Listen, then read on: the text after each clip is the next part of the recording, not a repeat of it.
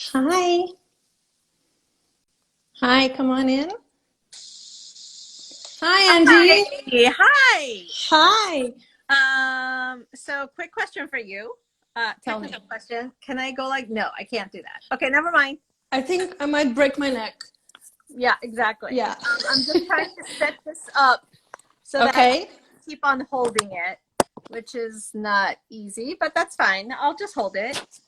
Okay. Well, we will then just dive right in. I'm very excited for you to join us today for this Q&A, for this interview. Um, this is the first installment of my new project called The After Chapter. Ooh, And the I'm very inaugural. Yeah, I thank love you. that. Yeah, I'm very excited that you agreed to talk to me today about your wonderful book, Miracle Creek, Oh, thank which you. it's one of my favorite books of 2020. I know it came out in 2019, It's but okay. it's still my favorite book that I read last year. So I'm just gonna jump right in and. First of all, thank you for taking the time to chat with me and with everyone today. We'll be taking some questions. If anyone has any questions, you can submit them here in the comments or in the little question box. So can you tell us a little bit about how you actually got into writing? Sure. So I started writing in my 40s. I was never a writer. I was never one of these people that started writing when I was like 5 years old or whatever. I actually always thought writing was not my strong suit. And I did, a lot of academic writing and things like that, but nothing related to actual creative writing. And then, so I had four careers before becoming a writer. I was a lawyer, a trial lawyer, and then I was a management consultant, and I was a dot-com entrepreneur, and then I had my first baby the same month that my company was sold. And so then it was like one of these auspicious, like things, kismet kind of things. So I decided to stay home. And then all three, I have three boys, and all three of them got just, they're fine now, but they all suffered from these mysterious diseases and illnesses as babies, all three of them, and all different ones. And so Yeah. there was a lot of, driving around to hospitals and doctors and appealing to insurance companies and things like that. And it was just such a hard time. And so I was basically, I've been a stay-at-home mom since 2001. And at some point, I think I was just so frustrated by everything that I was going through, and I felt sorry for myself. And I was doing HBOT, the hyperbaric oxygen therapy, which is, figures into the novel, into my first novel, Miracle Creek. So all of these things. And one day I just found myself crying in public in the middle of the Whole Foods supermarket here in my town. And I was just so frustrated. And a friend that I hadn't seen in a really long time came up and saw me and came up and gave me a huge hug. And we talked there for like a long time. And I felt so much better having expressed what I had been feeling. And that was really the impetus. That night after the kids were asleep, my husband was away. He was a litigator and he was away in a trial or something. I just, instead of cleaning up the house, I opened up my laptop and I just started writing about everything that I was feeling and, thinking. And it was such a cathartic, wonderful feeling. And it made me feel liberated for the first time in so long. And so that's when I started writing. And then I really, started caring about it and studying it and taking classes and doing workshops and forming a writing group. And then at some point, my husband, when I started talking about publishing, some of these essays, he said, these aren't really just your stories. They're the family stories, which is Mhm. totally right. And so he pointed out that, if I do that, it's going to be really hard because the kids are so little, they can't really give meaningful consent. And there's medical privacy issues, future Yeah. insurability issues. And so he said, why not try fiction? And I was like, fiction? I don't know how to write fiction. What? And so I started by taking some short story classes and workshops. And again, just like I did with the essay, I sort of evolved, and then I started, publishing the stories and entering contests, and then I started, doing all the, and then I started thinking about a novel, and there we go, and that was it. And So that's it. yeah, so that was about 10, Wow. 11 years ago that I started that whole process. Okay, so given that you have this very strong background in law, was it like a natural thing for you to write a courtroom drama slash thriller? Oh yeah, definitely. So it's funny because I don't necessarily read a lot of courtroom thrillers myself. I, my probably the thing that I love most is short stories and literary fiction. Although I do love mysteries also, just as an escapism kind of thing. But the thing, oh God, the sun is like in It's my. okay. There's never too much sun these days. I know. I love being here because I write in this literal closet. And so I'm so happy whenever there's, the sun, and that's why Yeah, I sit here. This is like my favorite reading spot also. But anyway, wonderful. what were we talking about? I We can't were remember. talking about was it natural for you to Oh actually yes, the just write courtroom. a drama, Yeah. courtroom drama? So, Yeah. so I knew that I wanted to write about the HBOT, and I knew that I wanted the HBOT owners to be Korean immigrants. I wanted to explore both of those issues of what it's like to be an outsider and sort of the extremes of parenting sacrifice. So all of those were things that I really wanted to explore.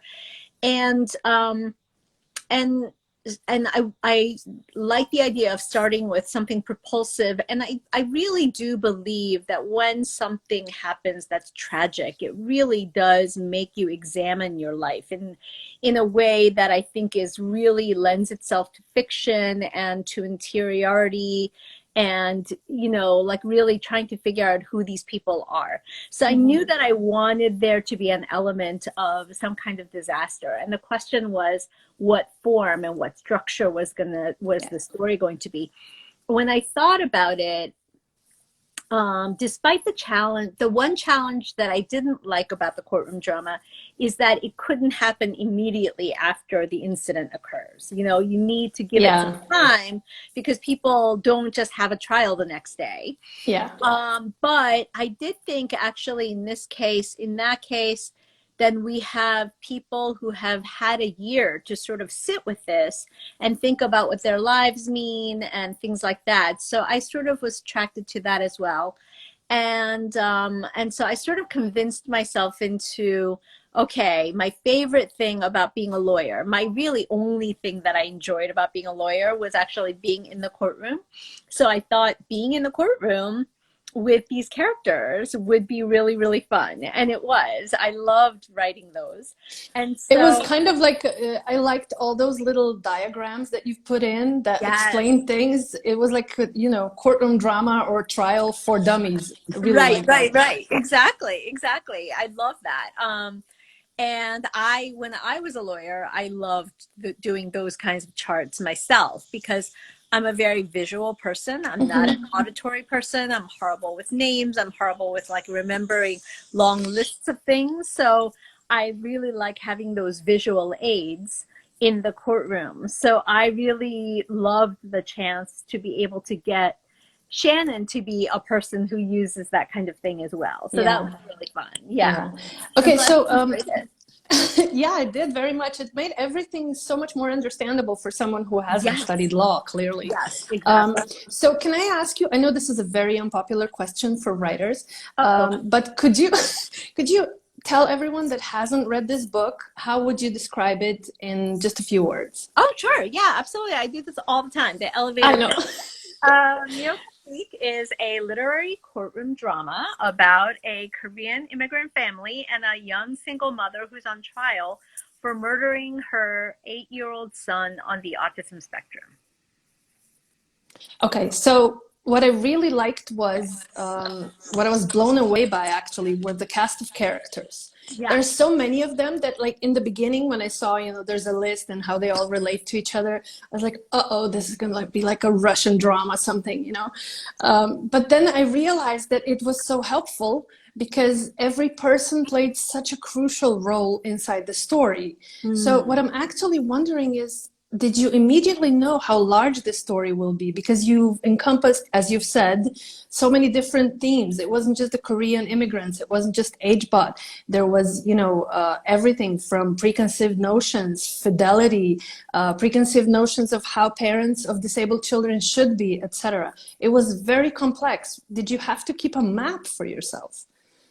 Yeah, I mean, it's funny that you bring up that cast of characters because and your initial reaction to it, because the hardcover initially did not have the cast of characters. It's only in the Really? paperback and the Kindle version too, and the ebook version, when we released the paperback, then it was updated to include that. And I remember saying to my editor, I really think we need to have a cast of characters because I'm seeing that the people who aren't like loving the book, there a lot of the people like on Goodreads or whatever, they're saying that they just got so confused by all the Yeah. characters. And I can totally, that happens to me all the time with books. I'm just like, I can't figure this out. I need to put it down. It's kind Um, of, I think, in the beginning, it's a little yeah, yeah, hard, but once you grasp absolutely. them, it's Yeah, totally fine. yeah, Yeah. no, I feel the same way. And then I remember she said, but I'm worried about having a cast of characters because if we do,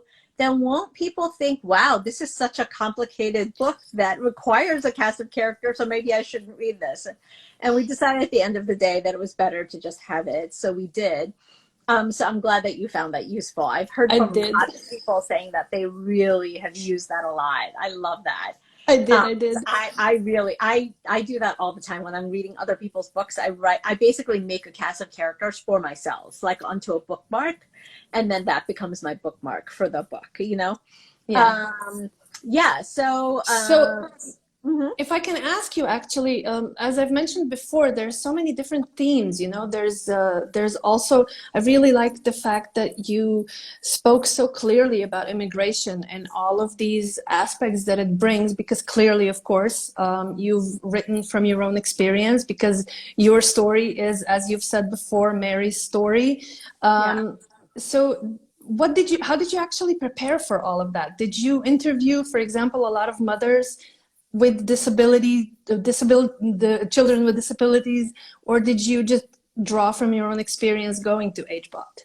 So I went to HBOT, and I would say the entire experience. So when I did HBOT with my son, I wasn't yet a writer, but it was almost preparing me for writing this novel because it was almost like every day inside the chamber was an interview, or it could, because I mean it wasn't an interview in that I was also a participant, but we did so much talking about our lives, to each other, and it was such a wonderful, intimate, and intense atmosphere being sealed inside this HBOT chamber. So for those who don't know, hyperbaric oxygen therapy chamber is like a sealed oxygen chamber. You crawl in, it's very dark, and then you're sealed in. Like it looks like a submarine, like a little mini submarine.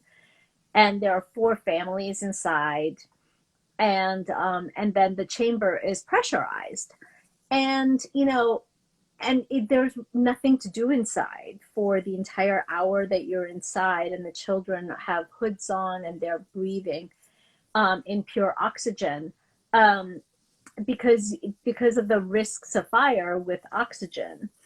You're not allowed to bring in like reading material or electronics or anything like that, so you really have nothing to do inside except just talk to each other. So we ended up just sharing our lives with each other, and when that happens, I think the thing that's so interesting is just how much you end up confiding in each other, because it has that confessional feel. It's dark, it's moody, it's claustrophobic, and and you get to know each other because you're together for this very intense, like 40 days straight, every day. And so we did a lot of talking, and I got to know a lot of these moms' lives and what they were feeling. And we did a lot of talking about sort of things like relativity of happiness and the hierarchy of disabilities and what it's like to have a child with this particular symptom versus that. And, all of that sort of stuff. So to me, that whole period was like a research intense period, except that I wasn't researching anything. I was just living it. At And least then you didn't know that you were researching. exactly, yeah. And then some of them I became very close with. So some of them are now my best friends, and throughout the entire time since that happened, so that was what, my son is now 19, so 15 years ago. So we would go out, for girls' weekends or whatever afterwards, also. And so we're now like really good friends. And one of them actually had a launch party for me. Oh, that's And we nice. invited the other HBOT families when the hardcover was launched in April of 2019. So yeah. That's very good. I really Yeah. like that you remained respectful of these mothers of disabled children while showing their human, vulnerable side. Yeah. I think that was a very thin line to walk. How did you manage that? I think because I have children with illnesses myself, with various kinds of, and they're all fine now again, but still, so I knew what that was like, and I knew how I felt. And I also have experienced, different kinds of difficulties myself, being an immigrant from Korea, having experienced what it's like to be made fun of, to be bullied, to feel like an outsider for a long period of time, all of those things. I think because of that, I was able to sort of understand what everybody was going through, or at least try to. And, and because I was going through a version of it myself, be able to sort of,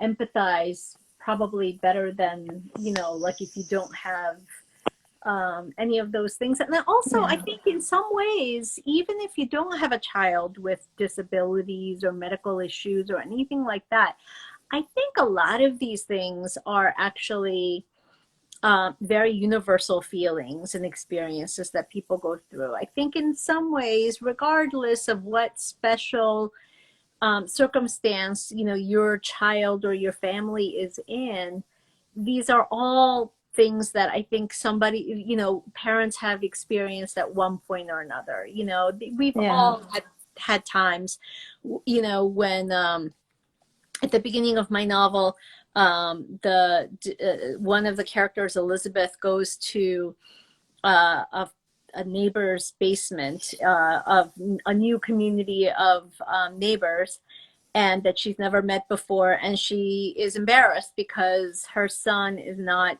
acting, in a way that's friendly to the other kids or whatever. We've all had that, where One you way or feel another. different. Yeah, where you've Yeah. felt different, or you've been embarrassed that your child is acting up, or doing the bullying themselves, or being bullied, or whatever. We've all felt that. So I think these are all things that people can, empathize with, I hope. Yeah, yeah, totally. Yeah. Which character was the most hard for you to develop in that case? Oh, huh. They were all difficult in different ways. So in some ways, Mary, who is the character that is closest to me, by like sort of biographically, she is basically me as a teenager. She was actually probably the hardest to write. I think sometimes when you're too close to someone, and they're too close to someone that in real life, it can actually hamper Make it harder. Yeah, it can hamper the creative process because you don't feel as free, I think, in just fictionalizing things and just sort of making things up and whatever. Um, and also I think you have a tendency to be hardest on yourself. I think we all do that, and I think because of that, it's hard. It was hard to write that particular character. Young was very difficult to write just because I was so annoyed with her, especially in the beginning. She's such a passive, you know, uh, she's very passive and very, traditional female role in a patriarchal culture, in a Korean culture, which I really don't like. And so she was really frustrating for me to write and develop, bizarrely. So, Yeah. yeah. Totally. So I was also wondering now that you've brought up Mary. Mary is clearly not her actual real Korean name. She's 11 Yeah. years old when her parents move to the States, which is very, again, similar to your own story. And what I found interesting was that her Korean name in the book, it's always written the way it's pronounced. Why was that? Right. Well, so Mehi, and Mehia is what, they call her. I mean, it's a transliteration thing. So I think with Oh, okay. Korean, yeah, you just write, the way that it would sound, because I'm not gonna use actual Korean It would, letters in the okay, book. it would be difficult. Yeah, yeah. Yeah, So yeah. did you also change your name when you came to the I US? did. Yeah, my Korean name is Suyun. So Oh, I that's a was nice name. Yeah. So I was Kim Soo-yeon in Korea. And then on the plane ride over, I've actually written an essay about this, how on that 14-hour plane ride from Seoul to Chicago, it was actually for my family. My name changed mid-flight from Kim Soo-yeon to Angela Kim. So so that's Soo-yeon is still my middle name. Do you feel any different as Angela, as Angie, as you did? I definitely did. In fact, I have like 3 essays that I've published about how I feel different. And I think I can't remember now, but I think one of Mary's scenes is about that, right? Is that right? Yeah, Can you remember? Yeah. there is something, yeah. About how she felt she was a different person with that name. Yeah, Yeah, no, I definitely feel the same way. Because my identity as Kim Soo-yeon was one thing, and then my identity as Angela Kim was very much what I think of when I first immigrated to the U.S., which is someone who doesn't speak English, someone who doesn't understand anything, and so I lost a lot of my sense of self competence, and so that was probably the worst period of my life, probably, just not objectively because we were, like doing well for the first time yeah. financially, but just from a sense of like security and Emotional point of view, yeah. yes, exactly. So I actually, for that reason, do not like the name Angela. I sort of cringe when I have to use that name, because it's my legal name. I much prefer Angie, because that's sort of the name that I took on once I felt, more integrated Comfortable? into the US society. Yeah, Yeah. yeah. Yeah. And had friends Um, and stuff. Yeah. Yeah, yeah, I understand. There are many quotes from the book which are just stay with you. But I will only mention two because I would really like to discuss them with you. Sure. One is we all have thoughts that shame us. There's Mm. such truth and power in that Yeah. statement. Yeah. Thank you. Yeah. No, I really, I totally think that this is true. I think shame is one of the emotions that is the most powerful, that we can have. I think, love, passion, all of those things, they wane over time.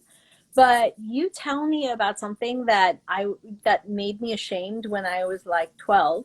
and I will still get this hot flush in my face, and I can still feel it, and I still want to cringe and, just feel awful. And so I think it's one of those things that shame just really stays with you. And I think that's one of the reasons why in Miracle Creek, a lot of the characters end up actually hiding things from each other, or not quite saying things that are, the truth, the full truth of whatever.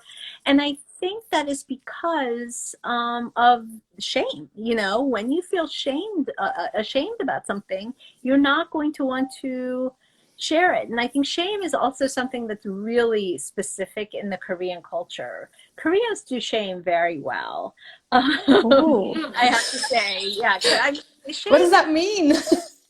shame is like a huge part of the Korean society. I think because of the concept of honor, honoring your family and whatever. And so there's a lot of like, oh, don't tell anybody outside our family about this, or don't even tell our extended family about that because it's just shameful.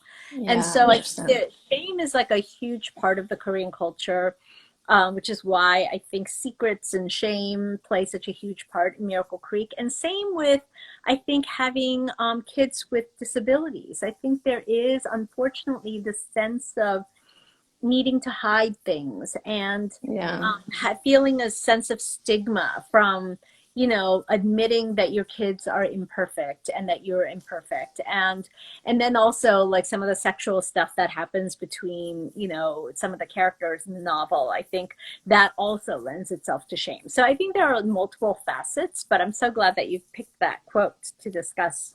Yeah, that was a very strong one for me. And another one was normalcy was a beautiful thing to those who lost it, which I think, I guess somehow we can again all relate to this because, especially for this past year, for example. But this quote carries a much deeper meaning, like for mothers of disabled children. Absolutely. And for racial minorities and for Yes. immigrants, absolutely. I think normalcy is something that I myself was obsessed with for so long. Now that I'm older and much more secure and have kids of my own, of course I can say like, oh, well, that's fine. I don't need to be normal. And, but I mean, I think when you're, especially as a teenager, I think this is something that everybody sort of is striving for, even more than you want to be extraordinary, but it's But not funny, stand like, out too much. yeah, but you don't actually. You'd much rather just be normal. Yeah. At least that's how I felt as an immigrant, as a racial minority, as an Asian. All I wanted to be was just an ordinary, nice looking, not standing out, Caucasian, Blending in. yeah, blending in kid with no accent, no nothing distinguishing about myself. That I would Yeah. have killed for that when I was a teenager. And I think a lot of us are like that. And I think I Yes. see this, I've heard the same thing from parents, and that's what you want when you're a parent also. You want your child to be just normal, like, Yeah. To fit whatever that in. means, medically, developmentally, all of those things. Yeah, absolutely. Your writing is very lyrical. It's actually beautifully crafted and complex. Who inspires you as a writer? I remember after reading this book, I thought, it reminds me so much of how these stories intertwine. It reminded me of Mystic River, which is again one of my favorite novels. And then I So read that you actually took, a little bit of yes. inspiration from there. Oh, totally. Not a little bit, like huge parts. Yeah, yeah, yeah. In fact, I have, I think, two different versions of the audiobook with two different narrators on my phone that, depending on my mood, I love both of them, both of these readers. And so I would sort of like have it playing around when I was doing, like, washing dishes or driving the kids around or whatever, because the rhythm of those words were just so powerful for me when Yeah. I was writing, and it really inspired me to write. But yeah, I love Dennis Lehane, but Mystic River was the book that most inspired Miracle Creek, which is one of the reasons why why the title is Yeah. Miracle Creek. It was Yeah, supposed to be Miracle Submarine in the beginning, it right? was. Yeah, you've Yeah. done your research. I've Wow. done too much research. I stopped reading at one point because I said I won't have anything to ask you. Right, right. That's great. I love that. No, but that's why I named the town Miracle Creek, after Mystic River. And then when some booksellers objected to Miracle Submarine as being too sci-fi or Yeah. military sounding or whatever, I sort of said, in that case, could we call it Miracle Creek? And that way you don't have that sort of nice resonance with Yeah. There's the something book about that water, inspired. right? Yes, there's definitely something about water. There's like all that symbolism about hiding and secrets and being able to hide those secrets. And then, the whole mystic miracle, like this idea of something extraordinary happening, Yeah. even as you're trying desperately to be normal, Yeah. Yeah. Yeah. We have a question. Someone asked that Miracle Creek was a huge success. What are your expectations regarding your next book, and what would you like to achieve, quote unquote? Oh, that's wonderful. It's funny because right at 11:30, as we were getting on this and starting this, is when the newsletter came out in the publishers industry that announced my second book. So we just announced it. It's called Happiness Quotient. I'm really, really excited. And my expectations for my next book, especially because I'm relatively new to the world of writing, and because I started writing, only about 10 years ago, my goal is just to improve as a writer and to sort of get better and better, from that perspective. Oh, yay, I'm seeing some of the comments. Thank you. Yeah. And and and as far as the story, for Happiness Quotient, one of the things that two things that I really want to explore in that book in a lot more detail than I did in Miracle Creek, but two things that were definitely present in Miracle Creek as well, is number one, this idea that of the idea of trying to tear down the assumption that equates intelligence with verbal, especially oral fluency. And I talked about this a little bit in Miracle Creek through some of the characters, the U's, and especially Pak, the father, who talks about how he lost his sense of self when he came over from Korea to here, and he was no longer really fluent in the language, and how people just sort of assumed that he was not intelligent, how that you assume stupidity. So in Happiness, Because of the language barrier, of course. yes, absolutely, yeah. And in my next,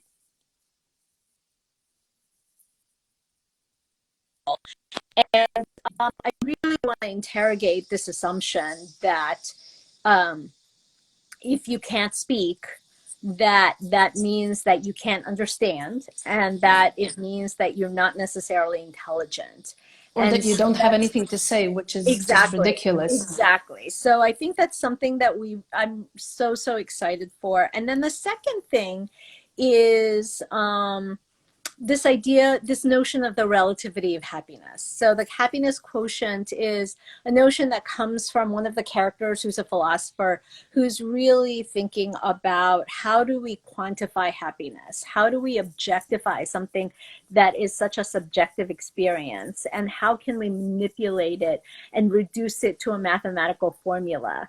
Wow. Yeah. So this idea of the relativity of happiness, which Teresa and Young and Elizabeth talk about a lot in Miracle Creek, is something that I'm going to be exploring in a lot more depth in Happiness Quotient. So those two main ideas, I think, are the ones that are going to sort of collide and weave around to give us the story. So how do you actually work otherwise? Do you have like a schedule, a routine that you follow? Do you need that? It would be wonderful if I could follow it. I am very much of a procrastinator, unfortunately. And so, oh, I love some of these comments. The Miracle Creek Yeah, Army. I love that. That's a I hashtag we love should that. get going, I think. Yay! So great. Okay, so I am such a procrastinator. I wish I could be not, but I am.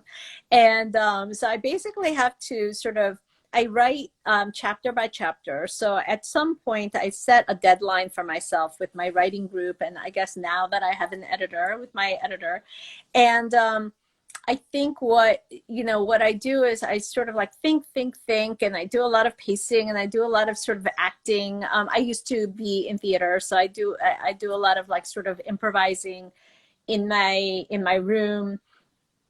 And then at some point I get really upset with myself because I haven't written anything.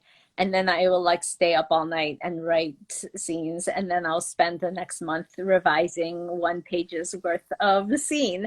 So that's basically how I write, which is really not anything that I would recommend as a sane It's always process. interesting to me, to hear different ways that authors approach to creating these beautiful, amazing worlds. And some of them have a very diligent schedule. I have to write so many words per day, or I write in the morning for 5 hours and then I can do whatever I want with my day. But I Right. think it sometimes must be hard because, inspiration doesn't strike whenever you want it to. Right. Exactly. And I think, but I do think that it's important to sit down in front of the screen every day. So I do that, not necessarily in front of screen or with, a notebook or whatever. So I definitely do that. And I would say that I try to write at least like 8 hours a day, at least. And how much of that time am I really productive? I don't really know, but I am definitely trying. And I do think that part of my process is that I need to try for a long time and get so frustrated with myself that I'm not being productive that I just force myself to do it at some point. So I think, unfortunately, that's just how I've been since I was, like a kid or whatever. So yeah, We all work differently, actually, yeah, in the way. yeah. So there's a question here. Someone wants to know if you have received any feedback from mothers of children with disabilities. Yes. So from mothers of children with disabilities, I have gotten some of my most heartfelt, amazing feedback. In fact, some of my one of my favorite Goodreads and Bookstagram influencers, Chelsea Humphrey, who's on, who's Suspense Thrills. On Instagram and is Chelsea Humphrey on Goodreads. I remember her Goodreads review was one of the first that I ever read. I think it came out before the book was even out. She had an arc or something, and it was this really long, heartfelt review talking about how she really identifies with Elizabeth, the mother, because she has a child who's on the autism spectrum. And I just loved that so much. And since that time, and that was the first one that I saw. And one of the things that I've been hearing a lot from this group is people saying that they are really grateful for seeing the discussions between, some of the characters like Elizabeth and people like that, and some of the other mothers, because they openly discuss things that are shameful, but things that are real. And by virtue of spying in on, and peeking in on these characters who are having these moments of shame and being open about it, that they feel like they're not monsters themselves for having had similar thoughts and Yeah.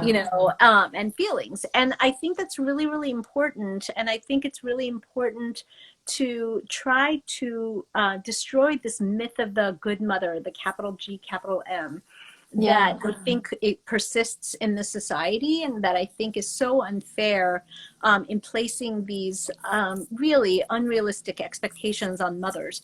And so, and fathers too, but really mothers more than really, Yeah. and just the primary caregiver. If my husband were here, he would say, I'm the stay-at-home dad, so I'm not sure what you're talking about. But so I think that's one of the things that I really feel like, is important. And one of the things that really makes me so happy when I get emails or see reviews, like Goodreads reviews or Instagram posts or whatever, from mothers of, or families, or even siblings of kids with autism and other types of disabilities. So that's been really like one of the more amazing aspects of writing and being an author that I've had. Yeah, I was also thinking now that you've talked about this, this book is actually written in such an enticing way. It would make a fantastic movie. Is there anything like that that I can ask you about? Is there anything happening? Yeah, so there is something happening. It's really fun. So it's yeah, and they've told me that I can, it hasn't been like announced, but they've told me that I can talk about it in for in like public forums. So I'll say, so yeah, Paramount TV has optioned it, and it's being, Wow, congratulations. thank you. And the treatment is like coming, and the pilot has been written. So it's, yeah, it's really, really fun. I'm love, It's yeah. exciting. Are you going to be Been a very, involved in that at all? I don't think so. I mean, I've sort of said if there's any way that I can just be a fly on the wall in the writer's room, well, I don't, now I don't know if they have writer's rooms anymore. But yeah, that would be amazing, because I love hearing about writers' rooms. I think it's fascinating to think about people collaborating, and I love collaborating with other writers, not on the actual writing, but sort of brainstorming on plot and characters and what should happen, and is there a cool plot twist that can happen. So I do that a lot with my author friends, even this, like through Zoom and whatever now. So I would love to sort of be, and I've even said, like, I will oh, oops, sorry about that. I will happily like bring coffee or whatever, I will Just just be let the me be note there. taker. I will be silent. Just please let me be in the Yeah. room. So yeah, That's so fun. amazing. Someone also asked which European publisher will be responsible for the European version of your new book, if you Of know yet. of Happiness Quotient, of my second Yes. book. So we don't know. That just went out. So we did the US deal first, and then now my foreign, in fact, I just like have been talking to my foreign rights agents starting 2 days ago. So that's in the Oh, works now. so Yeah. that's very But new. yeah, but Miracle Creek is Miracle Creek itself is being translated into 19 languages, so that's really fun. Really exciting. And yeah, I think it's come out in, I've now seen like 7 different covers, and they're all different covers, and they're all such different feels. And I just actually did like a 1-minute video, which I tried to do a little bit in Spanish, although Oh, I'm okay. really horrible, to the sales force that's going to be selling it in Argentina, Mexico, and Spain. So I'm really excited about that. That actually is supposed to do an Instagram live next week, I think. So I'm Oh, really wonderful. excited about that. Yeah. Yeah, that's amazing. So I know that someone wrote something very fitting about your book. They said that sometimes you just need to have your heart ripped out. So Mm. I wanted to thank you for breaking all our hearts and Oh, teaching us so much about other people's lives. I'm not even going to say about disability or about, immigrants' families or experiences, but just about other people's lives, because you literally never know what kind of a battle someone is fighting just by looking at them. yeah, absolutely. And I think that's one of the things about sort of the 7 different POVs that are in Miracle Creek, and how, people talked about, oh, there's a Rashomon effect in my book because sometimes you see the same scene from 2 different or 3 different Points of perspectives. view. Yeah. Yeah, and and that was important to me from like a mystery sense, of course, because that's really fun to see when that happens. But even more than that, I really thought the effect of that I wanted to make people think about was sometimes you experience something and then you make assumptions, about what that person meant or why they did something. And seeing it from the same thing and hearing about it from their perspective makes you realize that that was, possibly unfair to do that. And I think being able to sort of look at it from all different sides makes us, more generous as people with others. And I think that's something that we really need right now. So I'm really hopeful that that's the kind of thing that people that about Miracle Creek that makes people think, about the assumptions that we make about each other and such. Yeah. Okay. Well, thank you so much, Angie, for taking the time to chat with me. I'm super excited about your new book and about whatever happens out of Miracle Creek and in Writer Studios. Thank you again for joining me and for taking all of mine and other people's questions. Good luck with your writing routine. And I hope to talk to you again when the time comes to talk about your new book. Oh, thank you so much. And yes, I see the comment about empathy. Thank you so much. Yeah. Thank Yay. you. Okay, Bye. bye. Take care.